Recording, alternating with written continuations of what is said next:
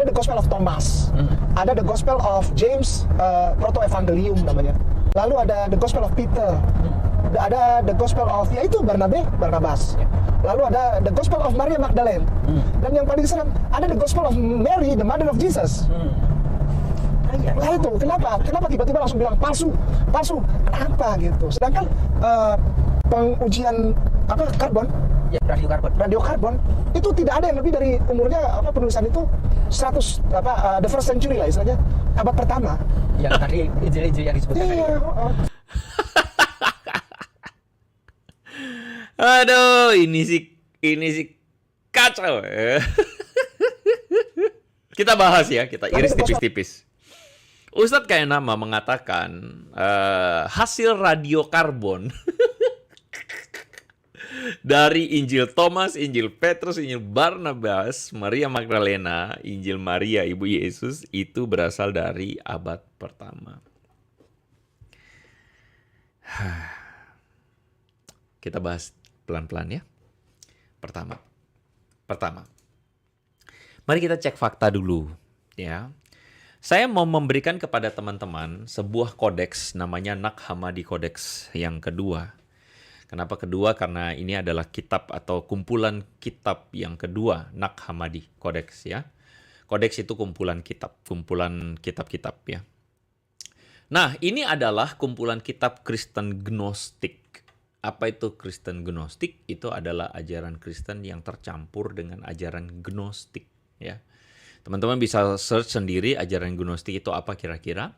Tetapi ini adalah ajaran yang terpengaruh dengan ajaran atau filsafat lain ya.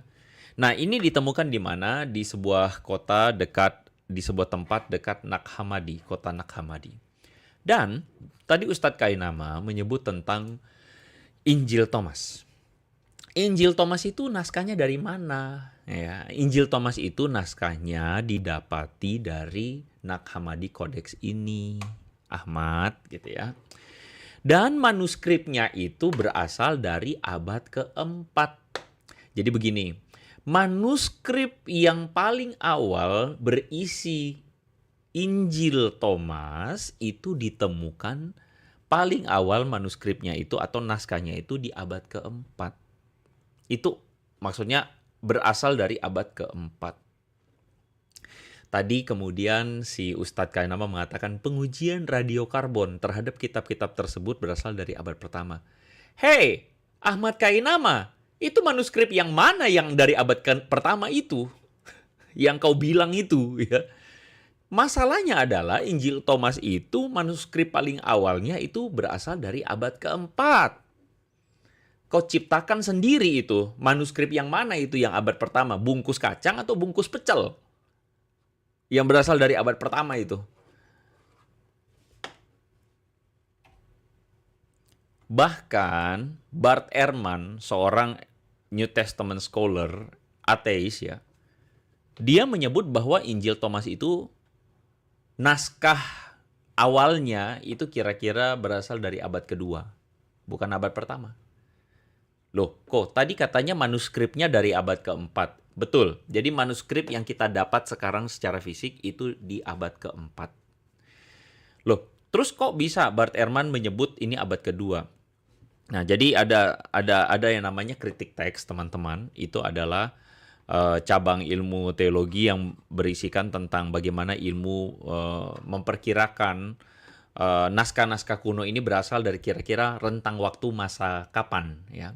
Nah, Bart Ehrman berteori bahwa Injil Thomas ini awal mulanya dari abad kedua gitu. Meskipun naskah yang kita punya itu abad keempat. Tapi tetap Ustadz Kainama mengatakan pengujian radiokarbonnya dari abad pertama. Dugaan saya itu naskah bumbu pecel ya, yang dia uji radiokarbonnya dari abad pertama. Itu Injil Thomas. Kita iris lagi yang kedua. Teman-teman, saya perkenalkan kepada teman-teman Injil Petrus yang disebutkan oleh si Kainama tadi. Nah, Injil Petrus itu didapatkan dari mana? Dari sebuah fragmen.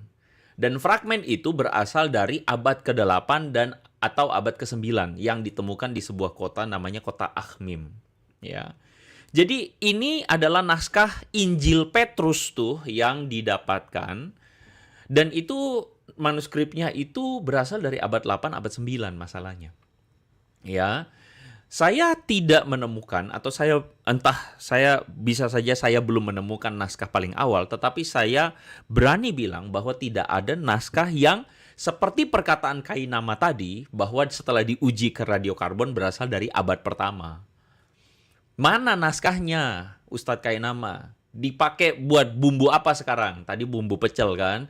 Kali ini mungkin dipakai untuk bungkus apa? Saya nggak tahu, bungkus tempe mendoan kali ya. Bahkan Bart Ehrman juga menyebut bahwa Injil Petrus itu berasal dari pertengahan abad kedua. Bart Ehrman yang tadi dipuji-puji itu loh, dipuja-puja sama Kainama itu loh. Oke, fakta ketiga. Saya perkenalkan kepada teman-teman ada yang namanya Berlin Codex. Berlin Codex itu sekali lagi kalau teman-teman ingat Codex itu adalah kumpulan dari kitab-kitab. Nah, dalam Berlin Codex ini adalah kumpulan yang berasal dari abad kelima, ya. Jadi sekitar tahun abad kelima lah begitu, ya. Nah, ini ditemukan di dalam fragmen ada sebuah naskah yang kemudian dispekulasikan sebagai Injil Maria Magdalena atau Injil Maria Ibu Yesus. Jadi ini masih ada perdebatan, teman-teman. Ini Maria yang mana? Maria Magdalena kah atau Maria Ibu Yesus? Karena di dalam fragmen tersebut ada tulisan Maria begitu sebagai murid Yesus. Nah, orang akhirnya lebih cenderung mengatakan ini Maria Magdalena, ini bukan Maria Ibu Yesus. Kenapa disebut Maria Magdalena dan Maria Ibu Yesus? Kan pertanyaannya teman-teman kan adalah, loh apakah betul itu Maria yang menulis? Nah, teman-teman, tulisan waktu itu seringkali menggunakan nama-nama yang terkenal, nama-nama yang tenar. Untuk apa dibaca orang? Persis kalau misalnya sekarang YouTube itu ya pakai clickbait, nah gitu. Taruh misalnya foto dari siapa orang terkenal, Blackpink misalnya ya, Lisa Blackpink atau Jennie Blackpink, padahal clickbait. Nah kayak gitu. Nah tulisan waktu itu juga kayak begitu teman-teman. Jadi menggunakan nama-nama yang terkenal tujuannya adalah supaya dibaca orang. Padahal belum tentu memang ditulis oleh orang tersebut. Ya. Sekali lagi, Kainama menyebutkan bahwa Injil Maria Magdalena dan Maria Ibu Yesus, pengujian radiokarbonnya berasal dari abad pertama. Ustadz Kainama, saya mau tahu itu, naskahnya yang mana itu, yang berasal dari abad yang pertama itu ya. Mungkin ini adalah naskah yang dipakai buat bungkus cabai atau bungkus bawang yang Anda baru beli di pasar Batu Merah kayaknya ya. Mungkin Anda baru belinya di situ ya. Jadi ini adalah sebuah kengawuran terkenal. Kengawuran yang parah ya. Ada teman kita mengatakan bukan uji radiokarbon, uji radio rusak itu mah.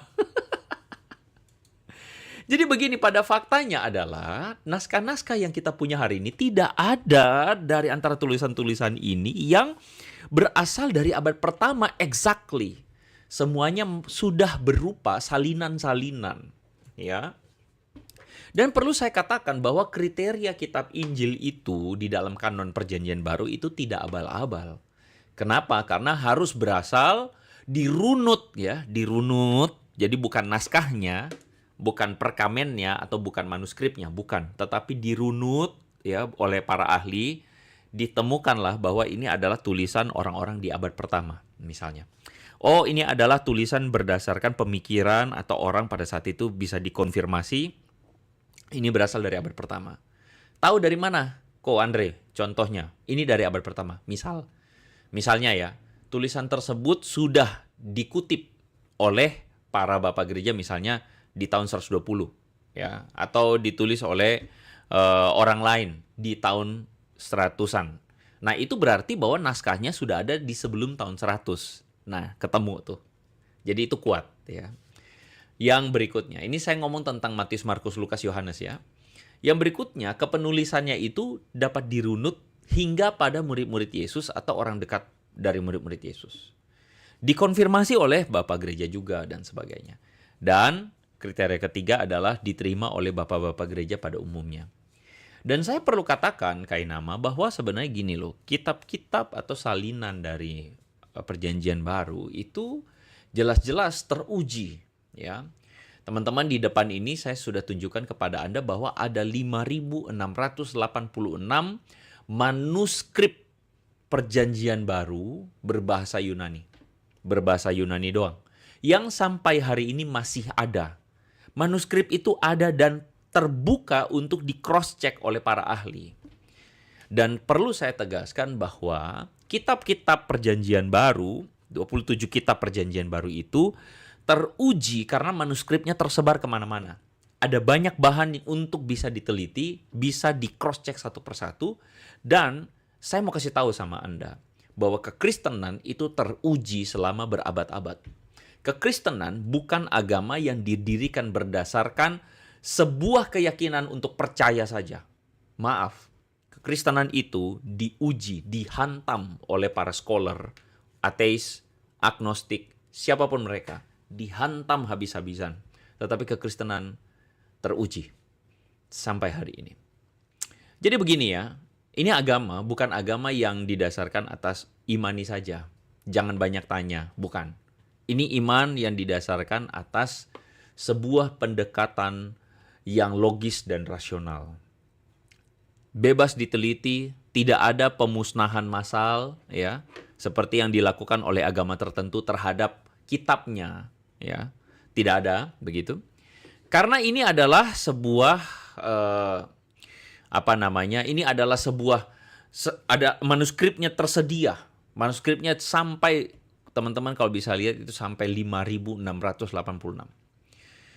Manuskripnya tersebar dalam satu, itu yang bahasa Yunani doang, ya. Begitu banyaknya dan akurasi dari kopisnya itu 99,5%. Bandingkan dengan tulisan-tulisan misalnya dari Pliny atau Plato yang kopiannya itu hanya 7 buah atau 7 buah kopi, 7 buah salinan. Alkitab PB itu 5.686 salinan.